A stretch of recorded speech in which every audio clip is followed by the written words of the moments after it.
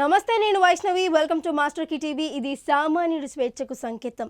BRS MLC కవిత తన ఆవేదనను ఇన్నాళ్లు భరిస్తూ వచ్చిన మనోవేదనను ఒక్కసారిగా వెళ్లగక్కింది. పార్టీకి కేడర్కు నష్టం వాటిల్లుతున్నా ఏమీ చేయలేని తన నిస్సహాయత పరిస్థితిని బయటపెట్టింది.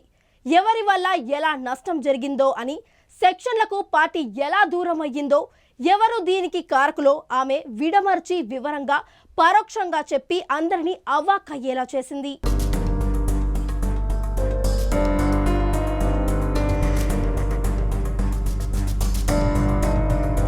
నిజామాబాద్ పార్లమెంటు నియోజకవర్గ ఎన్నికల సన్నాహక సమావేశంలో కవిత తనలోని అంతరంగాన్ని ఆవిష్కరించింది. ప్రధానంగా అర్బన్ ఆర్మూర్ ఎమ్మెల్యేలను ఆమె టార్గెట్ చేశారు. తను ఎవరినైనా పరామర్శించేందుకు వెళ్లాలన్నా, పెళ్లిళ్లకు హాజరు కావాలన్నా ప్రోటోకాల్ పేరుతో మేము లేకుండా ఎలా వెళ్తావంటూ తనను నిలువరించిన వైనాన్ని ఆమె ఆవేదనగా వివరించారు. ఇన్నాళ్లు ఇలాంటి ఆంక్షలు తనను, పార్టీ కేడర్ను ఎలా ఇబ్బందులు పెట్టాయో, పార్టీని తన నుంచి ఎంతలా దూరం చేశాయో ఆమె చెప్పకనే చెప్పుకున్నారు.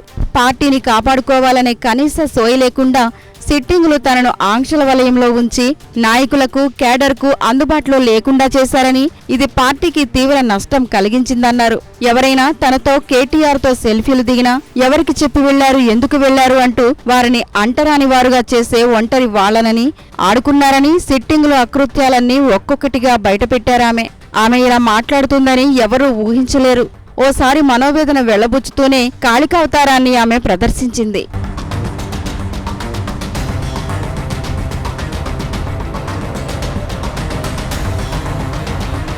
చివరకు ఆమె కేటీఆర్ను వదల్లేదు. పార్టీ పదవులు ఇవ్వడంలో, నామినేటెడ్ పదవులు ఇవ్వడంలో చేసిన జాప్యం ఇంతటి నష్టానికి ప్రధాన కారణమని, దీనికి కేటీఆర్ బాధ్యుడనే విధంగా ఆమె కుండ బద్దలు కొట్టినట్టు చెప్పేశారు. ఇది ఒక రకంగా అందరికీ షాకింగే. ఎలాగైనా తాను నిజామాబాద్ పార్లమెంటును గెలిచి కేసీఆర్కు కానుకగా ఇస్తానని చివర్లో చెప్పుకున్నారు. నేతల సహకారమున్నా లేకున్నా ఒంటరి పోరు చేసేందుకైనా రెడీ అనే విధంగా ఆమె ఈ వేదికగా శపథం చేసినట్లుగా మాట్లాడటం ఇందూరు బీఆర్ఎస్ నాయకుల్లో చర్చకు దారితీసింది.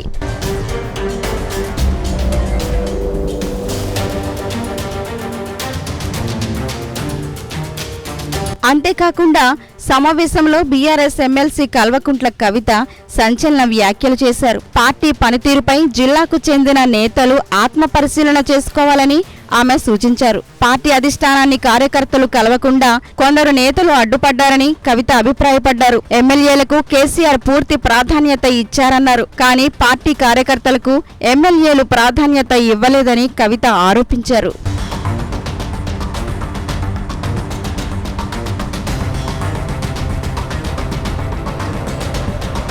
అసెంబ్లీ ఎన్నికల్లో సొంత పార్టీ లీడర్లే బీఆర్ఎస్ ను ఓడించారని మాజీ స్పీకర్ పోచారం శ్రీనివాసరెడ్డి అన్నారు. అసెంబ్లీ ఎన్నికల్లో కాంగ్రెస్ తన శక్తితో గెలవలేదు, మన బలహీనతలే కాంగ్రెస్ పార్టీ విజయానికి కారణమని అన్నారు. తెలంగాణ భవన్లో జుహీరాబాద్ ఎంపీ బీబీ పాటిల్తో కలిసి మీడియాతో మాట్లాడారు. సంఖ్యపరంగా కాంగ్రెస్ గెలవచ్చు, కానీ నైతికంగా బీఆర్ఎస్ఏ గెలిచిందని అన్నారు. పార్టీలో ఉంటూ కొందరు సొంత అభ్యర్థులనే ఓడించుకున్నారని, కాంగ్రెస్ లో ఎవరు సమర్థులుగా ఉన్నారనుకుని ప్రజలు ఓట్లు వేశారని ప్రశ్నించారు. కార్యకర్తలది తప్పు కాదని, నాయకులుగా మనమే బాధ్యత వహించాలన్నారు. నాయకులు నిత్యం ప్రజల్లోనే ఉండాలని, అప్పుడే విజయం తథ్యమనన్నారు.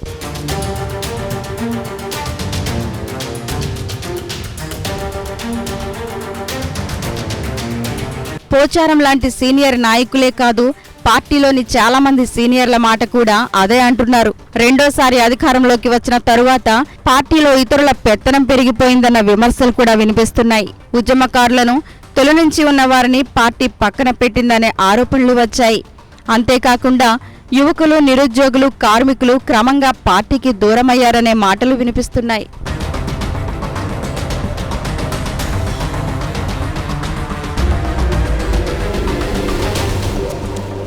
ఉమ్మడి మహబూబ్నగర్ కు చెందిన మరో నేత కూడా ఇదే తరహా ఆరోపణలు చేశారు. కొందరు పార్టీ నేతలే కాంగ్రెస్ కు దగ్గరై బీఆర్ఎస్ ను దెబ్బతీశారని చెప్పుకొచ్చారు. ఇది కేవలం తనొక్కడి ఆవేదన మాత్రమే కాదని, చాలా మంది నేతలు ఇదే అభిప్రాయంతో ఉన్నారని అన్నారు. ఇదంతా చూస్తుంటే 9 ఏళ్ల అధికారంలో ఉన్న పార్టీలో ఆగ్రహావేశాలు పెల్లుబుకునున్నాయనే మాటలు వినిపిస్తున్నాయి.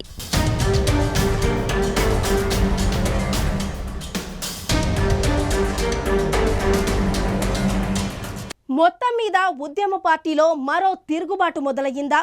పార్టీలోనే ఉంటూ పరాజయానికి కృషి చేసిన వాళ్లను ఏరి వేయకపోతే పార్టీ మరింత కష్టాల్లో పడనుందా అనే చర్చ ప్రారంభమయ్యింది. ఇది ఈ ఫోకస్ అప్డేట్స్. మరిన్ని అప్డేట్స్తో మళ్ళీ కలుద్దాం. అంటే దానికి వాచింగ్ మాస్టర్ కి టీవీ. ఇది సామాన్యుడి స్వేచ్ఛకు సంకేతం.